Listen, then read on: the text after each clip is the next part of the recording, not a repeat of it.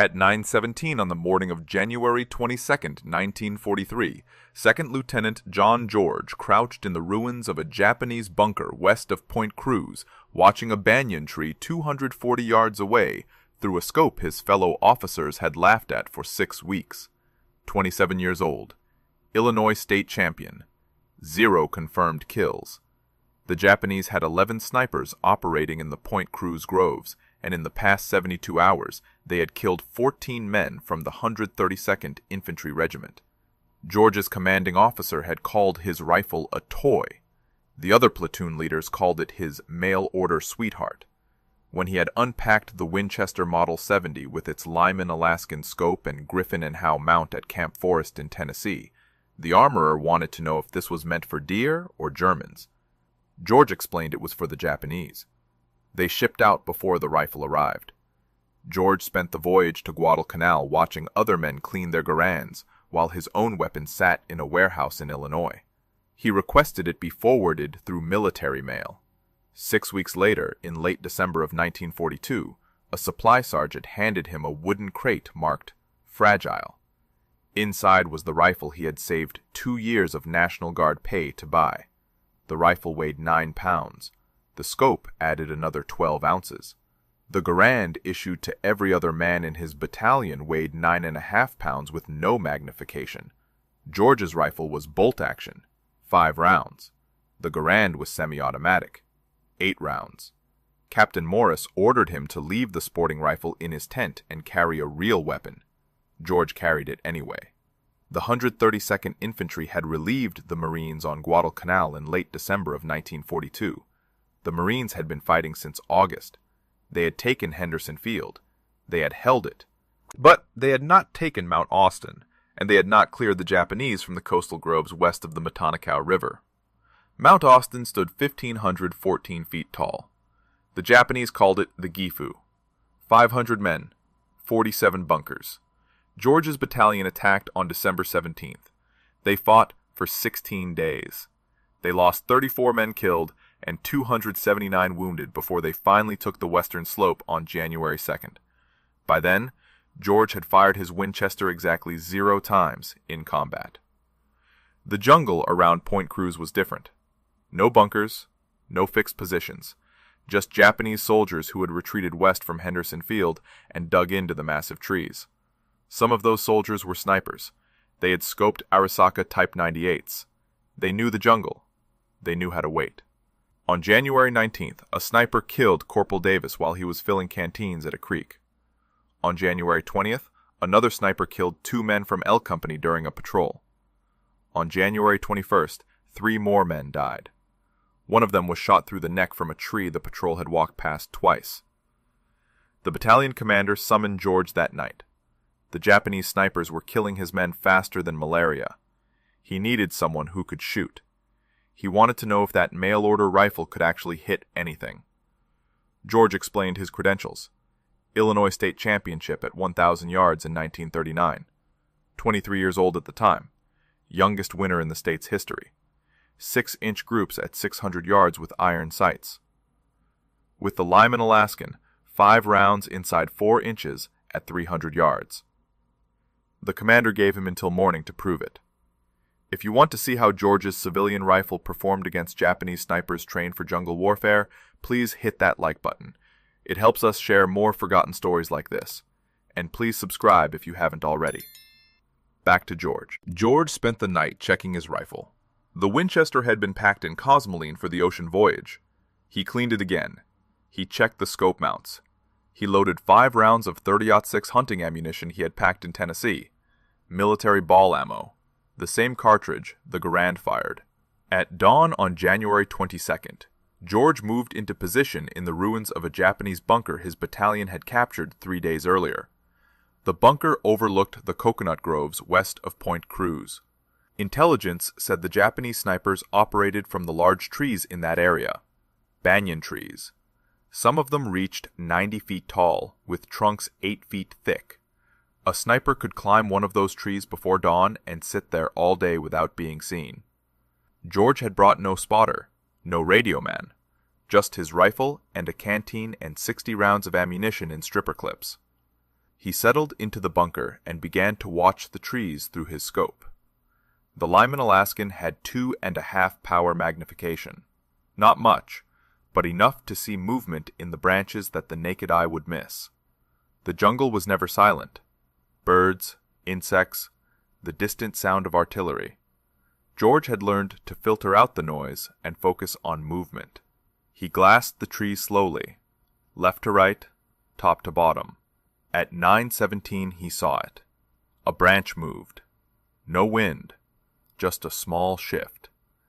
87 feet up in a banyan tree, 240 yards away. George watched. The branch moved again. Then he saw the shape. A man. Dark clothing, positioned in a fork where 3 branches met. The Japanese sniper was facing east, watching the trail where George's battalion had been moving supplies. George adjusted his scope. 2 clicks right for wind. He controlled his breathing. The Winchester's trigger was glass smooth, 3.5 pounds.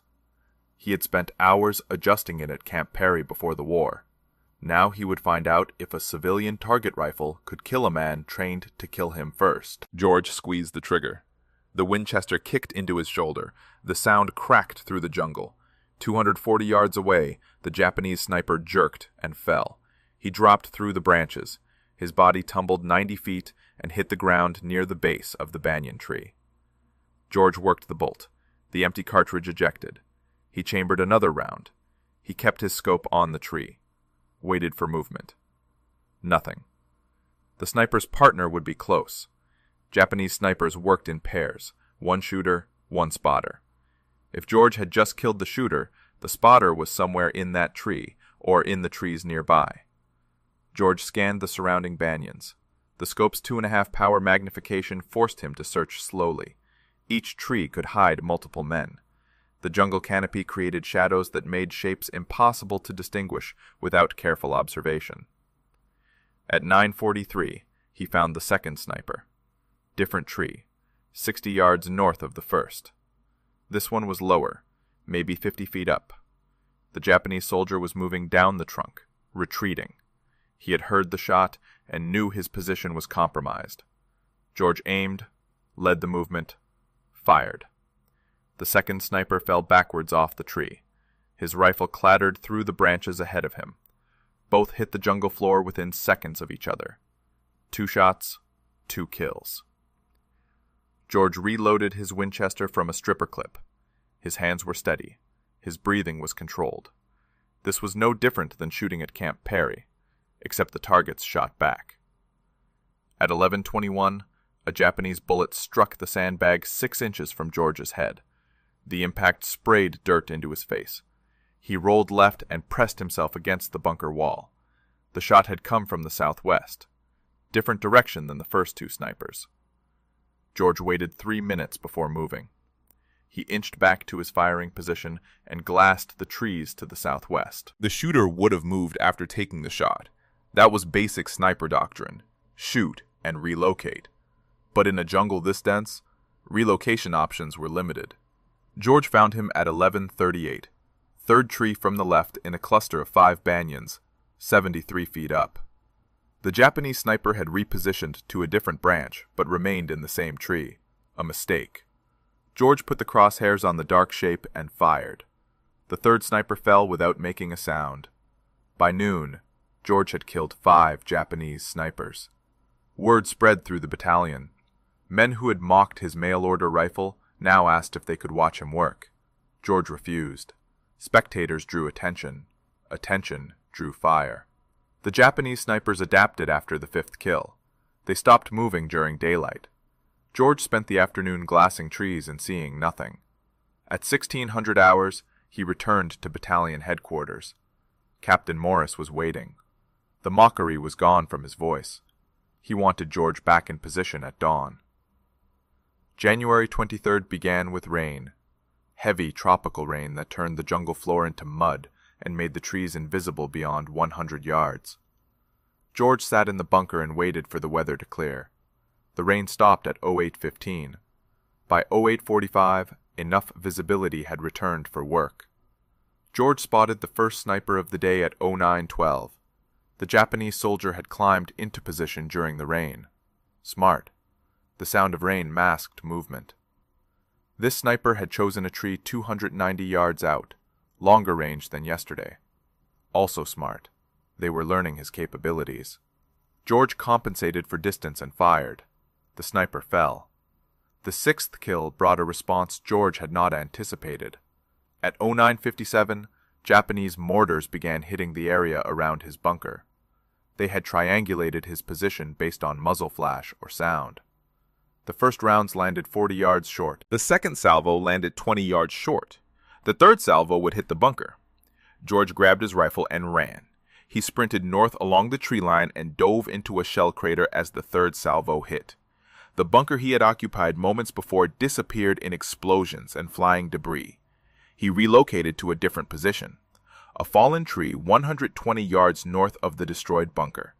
The tree provided cover and a clear view of the groves. George settled in and resumed his watch. The Japanese sent more snipers that afternoon. They knew George was hunting them. They were now hunting him back. The dynamic had changed. This was no longer target shooting. This was a duel.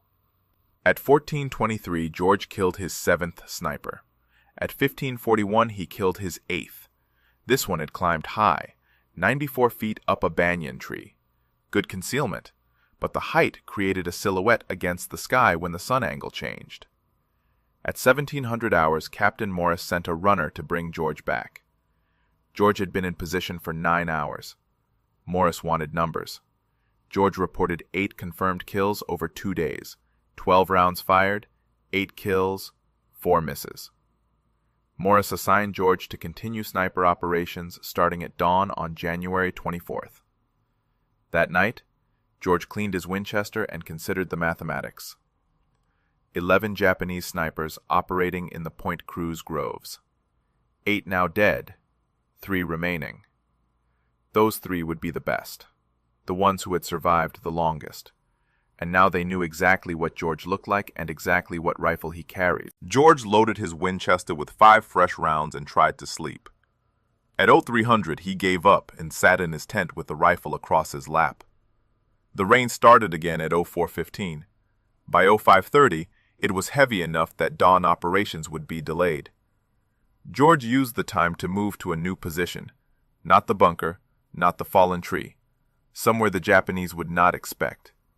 He chose a spot 70 yards south of his previous position, a cluster of large rocks the Marines had used as a machine gun nest back in December. The position offered good cover and overlapping fields of fire into the groves. He settled in and waited for the rain to stop. At 07:43, the rain slowed to a drizzle. Visibility improved. George began glassing trees. At 08:17 on January 24th, he found sniper number 9. The Japanese soldier was positioned in a palm tree 190 yards out. Low, only 40 feet up. Unusual. Most snipers climbed high for better sight lines. This one had chosen concealment over elevation. The palm fronds created a natural hide that would be invisible from ground level. But George was not at ground level. He was elevated on the rocks. The angle gave him a view down into the fronds. He could see the dark shape of the sniper's shoulders and head. George aimed, controlled his breathing, began to squeeze the trigger. Then he stopped. Something was wrong. The position was too obvious, too easy. George had been hunting snipers for 3 days. He had killed 8 men. The remaining 3 would not make elementary mistakes. They would not position themselves where an elevated shooter could spot them. Unless it was bait. George lowered his rifle and scanned the surrounding trees.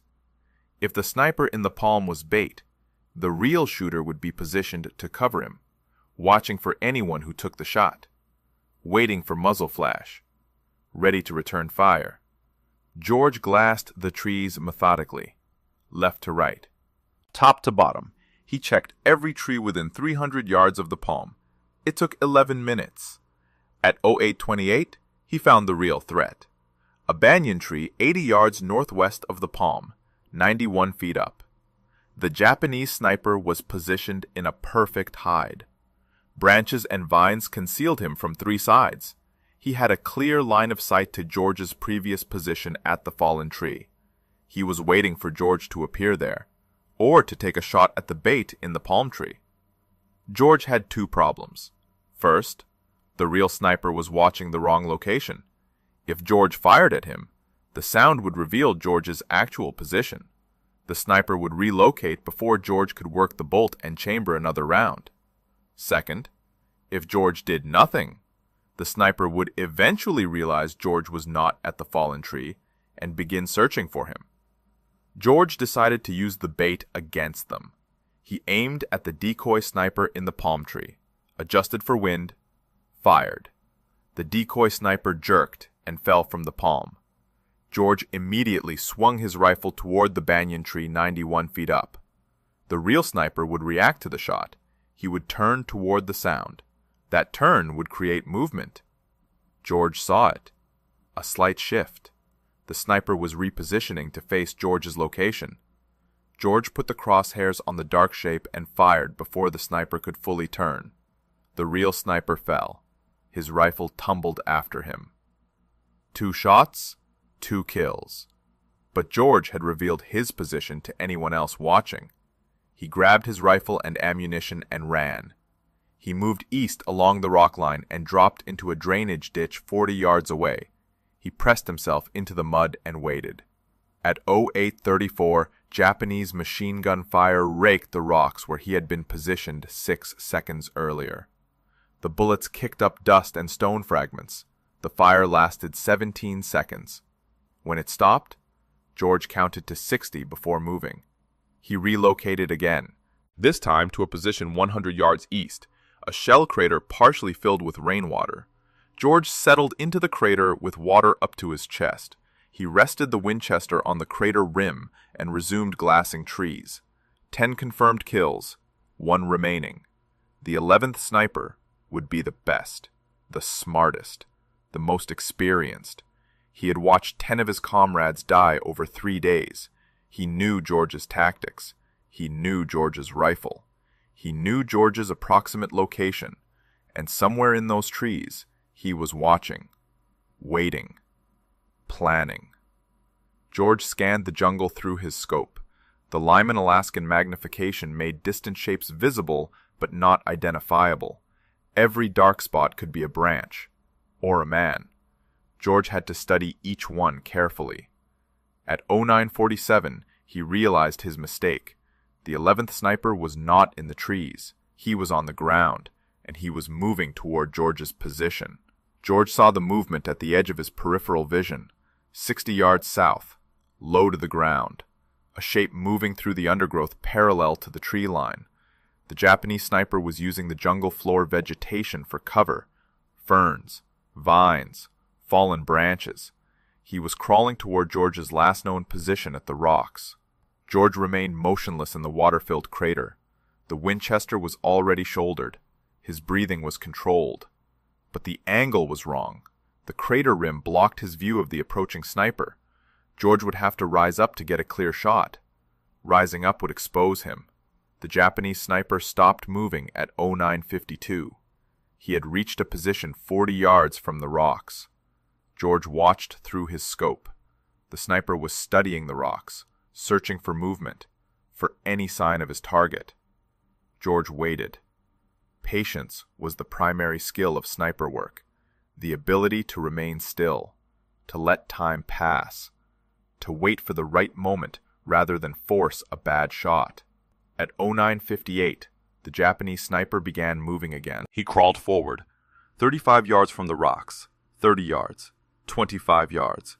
He was approaching from the south side, the side George had used when he evacuated under machine gun fire. George understood the tactic. The Japanese sniper had watched the machine gun attack. He knew George had moved east from the rocks. He was now working his way along the most likely escape route, hunting George the way George had been hunting him. At 10:03, the Japanese sniper reached the rocks. He moved into the machine gun nest and took up a position facing east, toward the drainage ditch, toward the area where George should have relocated. The sniper was now 38 yards from George's actual position in the water-filled crater. But he was facing the wrong direction. His back was exposed. George had a clear shot. Center mass, 38 yards. An easy shot even without a scope. But George hesitated. This sniper had survived 10 days of American operations in the Point Cruz groves. He had outlived 10 other snipers, men who had been killed because they made mistakes.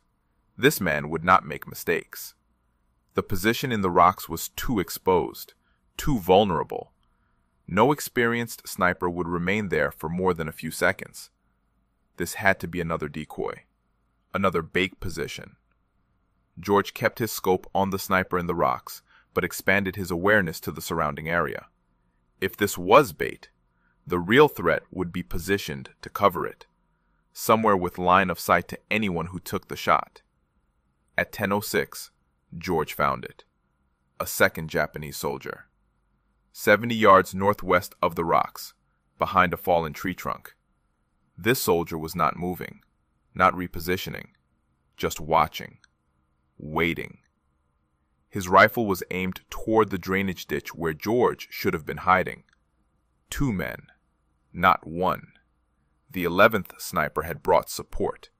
Or perhaps these were the final 2 snipers, numbers 10 and 11, working together. George made his decision. He could not shoot both men before they reacted. The bolt-action Winchester required him to work the action between shots. That gave them time to locate him and return fire. He needed a different approach. George slowly lowered himself deeper into the water. He submerged until only his eyes and the top of his head remained above the surface. He kept the Winchester pointed skyward to keep water out of the barrel. Then he waited. At 10:13, the Japanese soldier in the rocks stood up. He had spent 10 minutes watching the drainage ditch and seen nothing. He believed George had moved farther east. He turned and signaled to his partner behind the fallen tree. Both men began moving east, parallel to each other, 70 yards apart. They were executing a sweep, planning to flush George out or find his position. George remained in the water, motionless. The 2 Japanese soldiers moved past his crater. They were now between George and the tree line. Their backs were exposed. George rose from the water, slowly, silently. He brought the Winchester to his shoulder. Water dripped from the barrel, from his uniform, from his face. He aimed at the closer soldier, the one who had been in the rocks, now 42 yards away.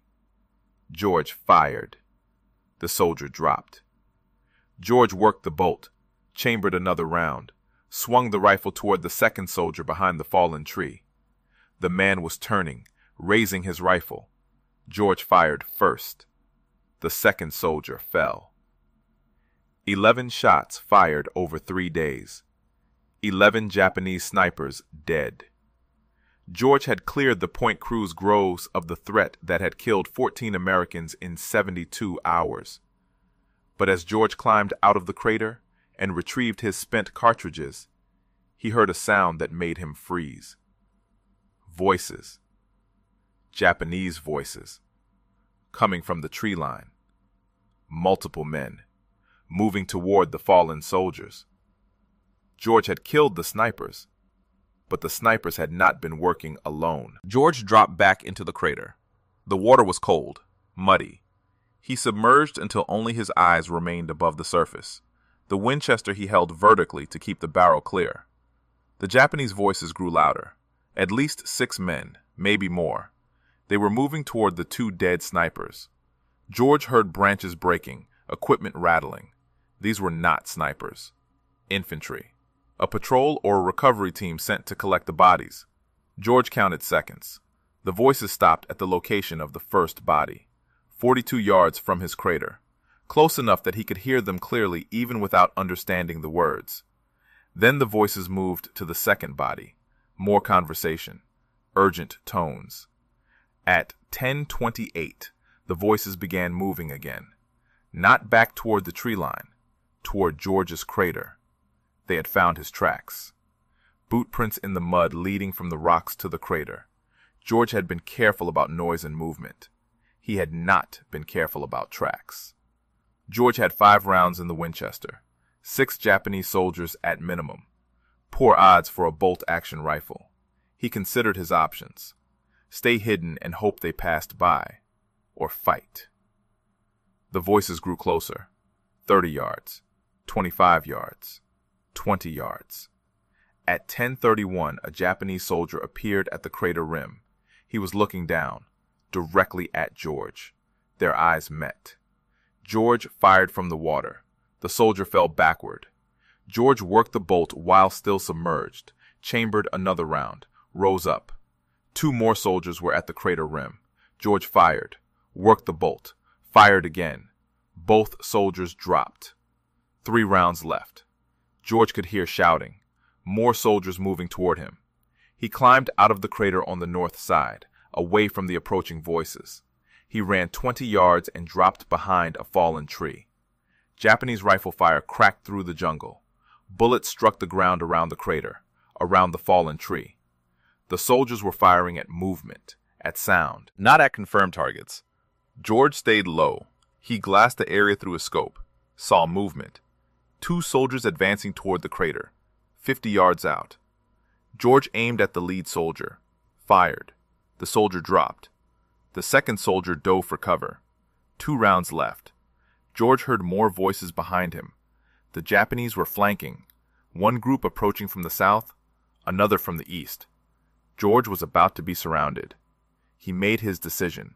He could not win a firefight with a bolt-action rifle against multiple soldiers with semi-automatic weapons.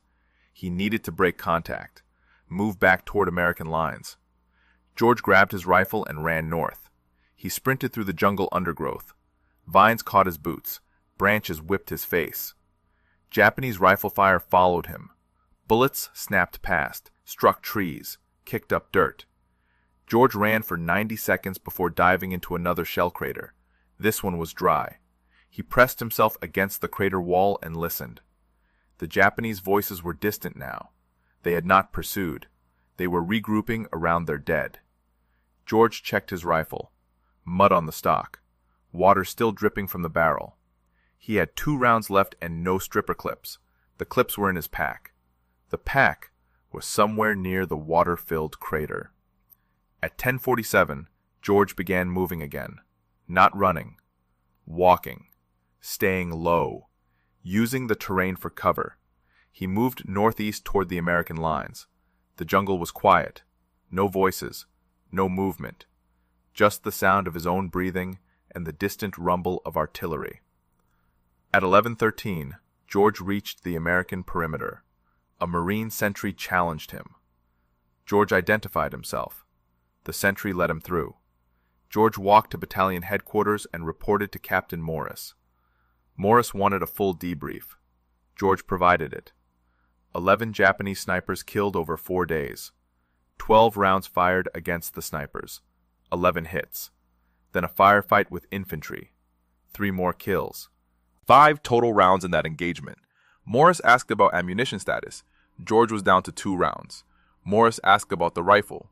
George said it was functional but needed cleaning. Mud in the action, water in the barrel. Morris told George to clean his rifle and rest. No operations tomorrow. The battalion was moving east. The Point Cruz groves were no longer a priority. The Japanese were evacuating Guadalcanal.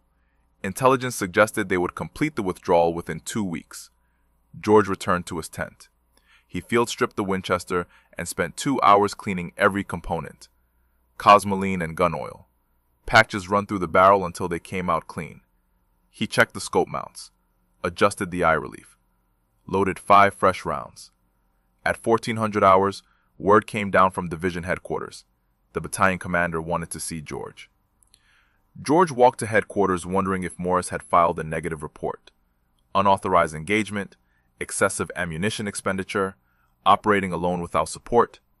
Instead, he found Morris and 2 other officers waiting. One of them was Colonel Ferry, the regimental commander. Ferry had one question. Could George train other men to do what he had done? George said he could try, but it would require time, and rifles with optics, and men who could already shoot.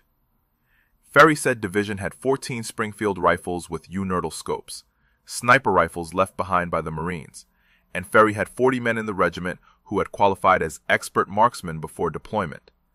Ferry wanted George to create a sniper section, train the men, develop tactics, clear any remaining Japanese snipers from American operational areas. George accepted, but he had one condition. He wanted to keep his Winchester. Ferry approved the request. George kept his Winchester Model 70. The 14 Springfield rifles with uninertal scopes went to the men George would train. Training began on January 27th. George had 40 men assembled at a makeshift range 2 miles east of Henderson Field. The men were expert marksmen on paper. They had qualified with iron sights at ranges up to 500 yards, but none of them had combat experience as snipers. None of them had killed a man from concealment. George started with the fundamentals: breathing control, trigger squeeze, reading wind. The Springfield rifles weighed 11 pounds with the uninertal scopes, heavier than the Garand, heavier than George's Winchester. The weight made the rifles stable but tiring to hold for extended periods. George taught them to use any available support: rocks, logs, sandbags. The jungle rarely offered perfect shooting positions.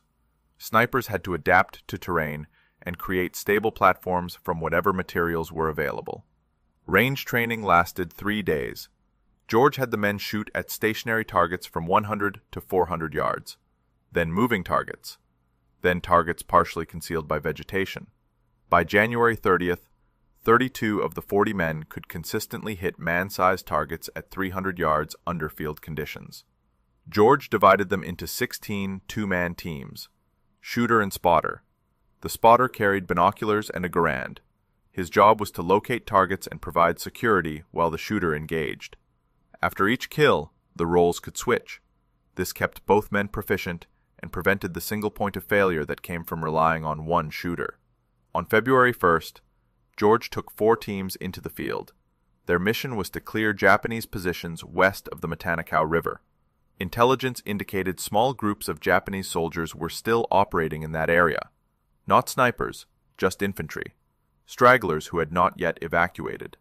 The 4 teams moved into position at dawn. George paired with a spotter named Corporal Hayes. They set up on high ground overlooking a trail the Japanese had been using for resupply. At 0720, a Japanese soldier appeared on the trail. Hayes confirmed the target through binoculars. George fired. The soldier dropped. George worked the bolt and scanned for additional targets. None appeared. Over the next 6 hours, George's team engaged 7 more Japanese soldiers on that trail.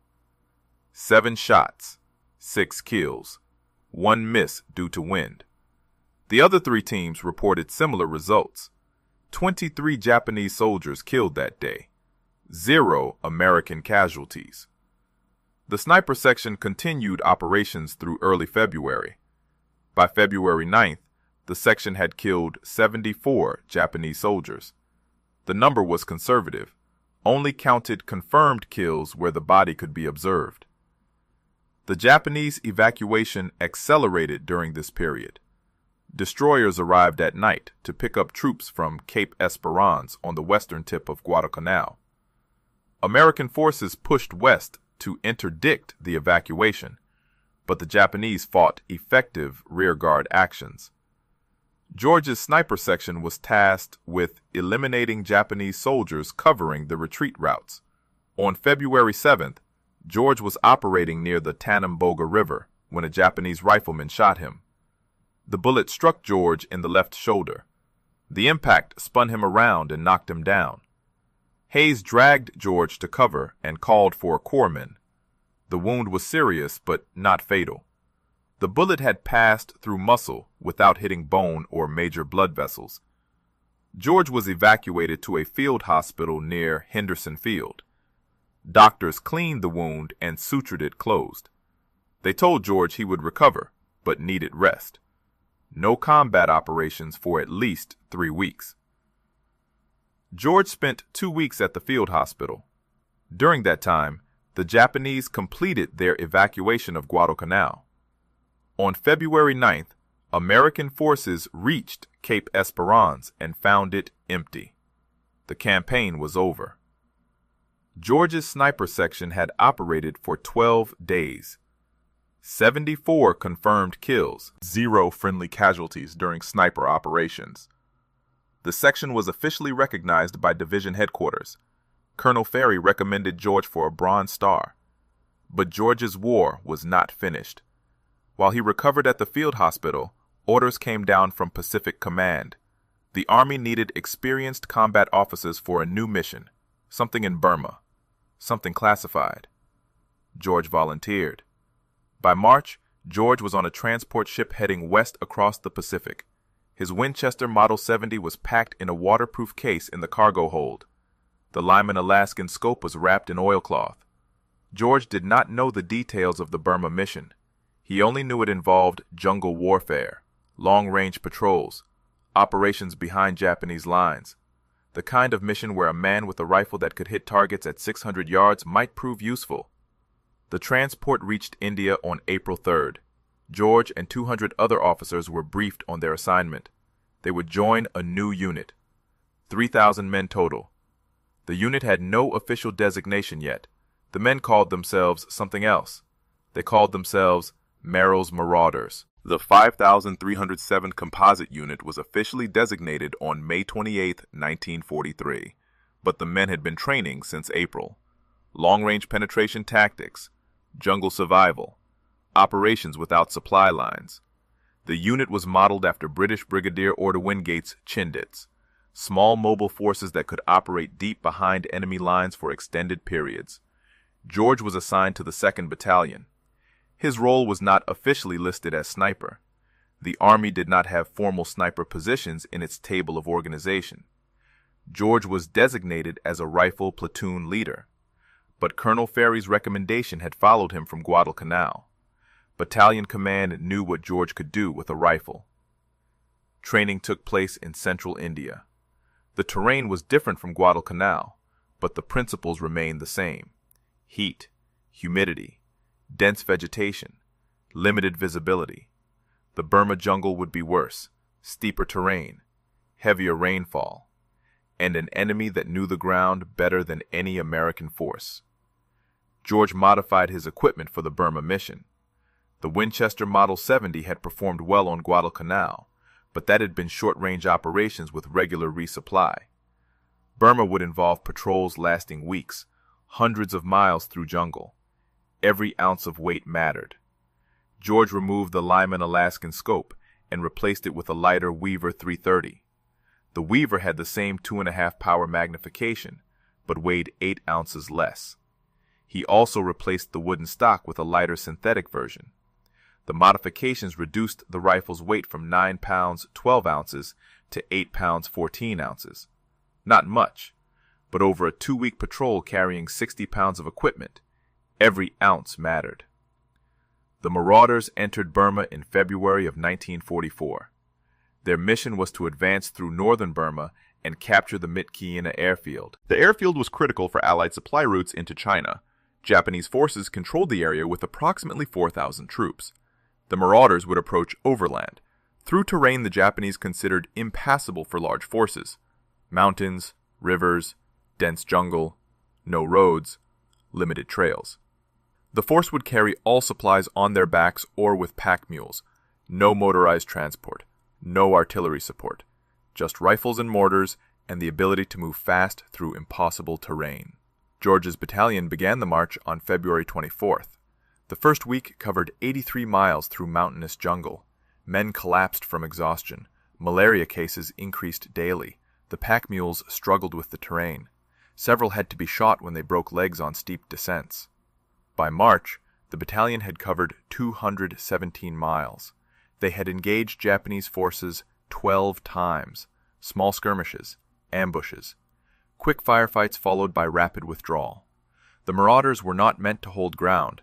They were meant to move, to harass, to cut supply lines and create chaos behind Japanese positions. George used his Winchester 3 times during the march, once at 412 yards against a Japanese officer directing troops at a river crossing, once at 380 yards against a machine gun position, once at 290 yards against a sniper who had pinned down a marauder patrol. 3 shots, 3 kills. George never fired more than once per engagement. The Winchester's report was distinctive, different from the Garand's sharp crack. 1 shot announced his presence. A 2nd shot would give the Japanese time to locate him. George learned to shoot and move immediately. The march to Myitkyina took 3 months. By late May, the marauders had covered over 700 miles. They had lost more men to disease than combat: malaria, dysentery, typhus. The unit that entered Burma with 5,300 men was down to fewer than 3,000 effectives. On May 17th, the marauders captured Myitkyina airfield. The operation was a success, but the cost had been severe. The unit was combat ineffective, too many casualties, too many sick, too much time in the jungle without rest or proper medical care. George survived the Burma campaign. His Winchester survived, but the rifle that had proven so effective on Guadalcanal had been used only 7 times in 3 months of operations. The marauders rarely engaged in the kind of long-range precision shooting that required a scoped rifle. Most combat was close range, ambushes at 50 yards or less, firefights in dense vegetation where you could barely see 30 feet. George realized something during those 3 months in Burma. The Winchester Model 70 was an excellent rifle, perhaps the best bolt-action sporting rifle ever made. But modern warfare was changing. Semi-automatic rifles like the Garand were becoming standard. The next war would require different weapons, different tactics. But there would be no next war for George. Not immediately. By June of 1944, he was evacuated from Burma with the rest of the marauders. The unit was disbanded. George was reassigned to training duties in the United States. He never fired his Winchester in combat again. George returned to the United States in July of 1944. The Army promoted him to captain and assigned him to Fort Benning, Georgia. His job was training infantry officers in marksmanship and small unit tactics. He taught the lessons he had learned on Guadalcanal and in Burma: how to move through jungle terrain, how to identify and engage targets at distance, how to operate independently without supply lines. He kept his Winchester Model 70. The rifle had traveled from Illinois to Tennessee to Guadalcanal to India to Burma to Georgia. It had killed at least 14 enemy soldiers in confirmed engagements. Probably more. George had stopped counting after Burma. The rifle sat in a footlocker in his quarters at Fort Benning. George rarely looked at it. The war had changed. The Pacific Islands were being retaken one by one. American forces were advancing through France and into Germany. The need for individual marksmen with privately owned rifles was fading. The military was standardizing. Mass production. Interchangeable parts. Soldiers with identical equipment and identical training. George understood the necessity. Modern warfare required industrial scale. But something was being lost. The individual skill. The craftsman approach to soldiering. The idea that a man with the right rifle and the right training could change the outcome of a battle. George was discharged from the Army in January of 1947. Lieutenant Colonel. 2 Bronze Stars, 1 Purple Heart. Combat Infantry Badge. He returned to Illinois and enrolled at Princeton University on the GI Bill. He studied politics. Graduated with highest honors in 1950. After Princeton, George spent 4 years at Oxford, then 4 years in British East Africa, studying regional politics and institutions. He eventually settled in Washington, D.C. as executive director of the Institute of African American Relations. Later, he joined the State Department's Foreign Affairs Institute as a consultant and lecturer on African affairs. George never spoke publicly about Guadalcanal or Burma during those years. He had colleagues who knew he had served in the Pacific, but they did not know about Point Cruz. They did not know about the Japanese snipers. They did not know about the Winchester Model 70 that sat in a case in his home. In 1947, George decided to write down what had happened. Not for publication, just for his own record. He wanted to document the weapons and tactics of jungle warfare while the details were still fresh. He wrote for 6 months. The manuscript grew to over 400 pages. A friend at the National Rifle Association read the manuscript and suggested publication. George was reluctant. The book was technical, detailed descriptions of rifles and ammunition and ballistics, not the kind of content that interested general readers. But the NRA convinced him. The book was published in 1947 under the title Shots Fired in Anger. It became a classic among firearms enthusiasts and military historians. The book described George's experiences on Guadalcanal and Burma with clinical precision. No embellishment, no hero worship, just facts and observations about what worked and what did not work in combat. The book is still in print today, still used as a reference by collectors and historians studying World War II small arms. George's descriptions of Japanese weapons remain some of the most detailed contemporary accounts available. George lived to see the United States fight 3 more wars: Korea, Vietnam, the Gulf War. He watched the evolution of military rifles from the Garand to the M14 to the M16. He watched sniping become a formal military specialty with dedicated training and equipment. He watched the lessons of World War II being relearned and refined by new generations of soldiers. John George died on January 3, 2009. He was 90 years old. The Winchester Model 70 that had killed Japanese snipers on Guadalcanal was donated to the National Firearms Museum in Fairfax, Virginia. It sits in a display case with a placard describing its history.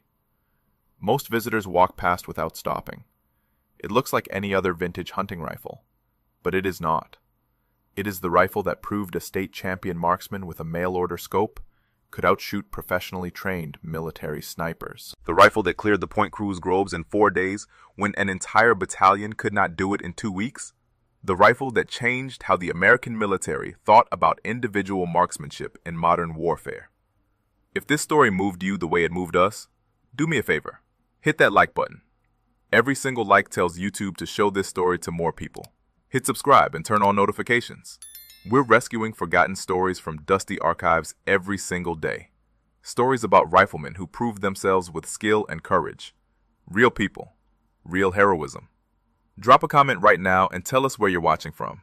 Are you watching from the United States, United Kingdom, Canada, Australia? Our community stretches across the entire world.